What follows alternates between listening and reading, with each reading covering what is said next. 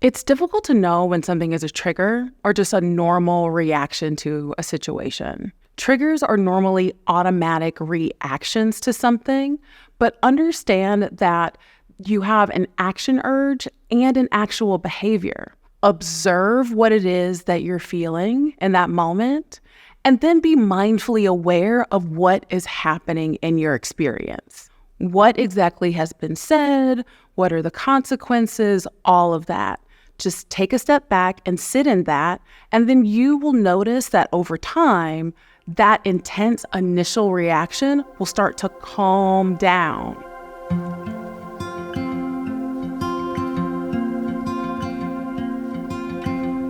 Today, we're diving into the world of big emotions and how to be more aware of what triggers them.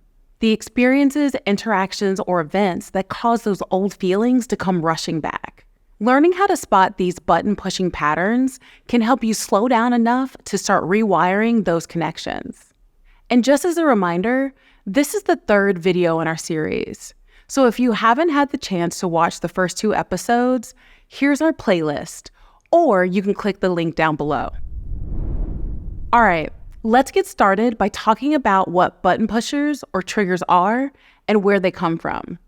As we grow, we absorb so much information. And like we talked about last week, the brain craves efficiency. So when we have an experience, good or bad, our brain takes a mental picture of that moment.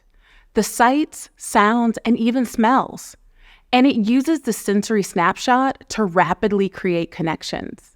So when something reminds the brain of that experience, those connections are fired up. And that's awesome when, say, a familiar smell brings back happy memories. Not so awesome when it reminds us of tough times.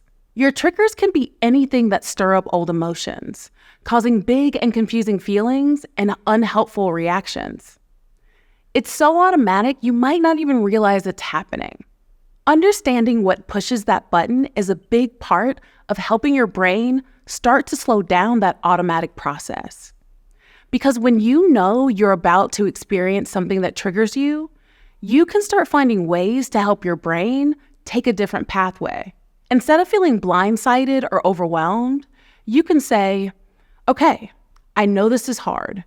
What can I do to make it less stressful for myself? Does any of this sound familiar to you? Share your story by leaving a comment below. So, how can you learn to spot these triggers? Some you might already know. Start by finding a calm, ideally private space where you can focus and feel safe expressing any emotions that might rise to the surface. Think about a time when you experienced an intense or oversized reaction to something your child was dealing with at school. Now ask yourself, what was the last thing you remember happening before that? Being called in for a conference with your child's teacher? Seeing your child struggling with their homework? Hearing them say the words, "I hate school"? Being asked to sign a failed test or assignment? It could be something even less obvious, like having to pack a messy backpack or hearing that your child has lost an important item. Then try to connect the event to a feeling. For example, your child says, "I hate school." Something that, let's be real, is pretty common for most kids to feel at one point or another.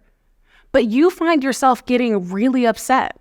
Keeping a log or list of situations and experiences that bring up difficult feelings around school can help you spot triggers, which makes it easier to be more prepared. Remember, this isn't a sprint, it's a marathon. Be patient and try to treat yourself with kindness.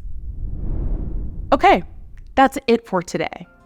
Join us in the next episode when we'll be pulling all these skills together. And don't forget to subscribe and check out our other great resources for people who learn and think differently.